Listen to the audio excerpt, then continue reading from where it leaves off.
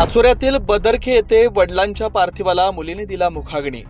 पाचोरा तालुक्यातील बदरखे गावातील लक्ष्मण पुंडलिक बकले उपचारादरम्यान त्यांचं निधन झालं। त्यांना मुलगा नसल्यानं मुलीने पुढाकार घेत वडिलांचा अंत्यविधी पार पाडण्याचा निर्णय घेतला। गावातील व नातेवाईक व सामाजिक मंडळींनी पाठिंबा देऊन मुलीच्या या भूमिकेला सहकार्य केलं।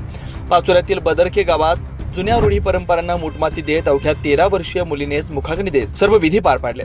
पाचोरा तालुक्यातील बदरखेतील शेतकरी लक्ष्मण पुंडलिक बकले वय 46 यांना मागील काही दिवसापूर्वी रक्ताच्या उलट्या झाल्यानं त्यांना दवाखान्यात नेण्यात आलं। त्यांची तब्येत जास्त बिघडली, ब्रेन हॅमरेज झाल्यानं त्यांना मुंबईत नेण्यात आलं। मात्र तिथं उपचारादरम्यान त्यांचा 31 डिसेंबरच्या संध्याकाळी दुर्दैवी मृत्यू झाल्यानं त्यांना पाचोरा तालुक्यातील बदरखे येथे घरी आणण्यात आलं।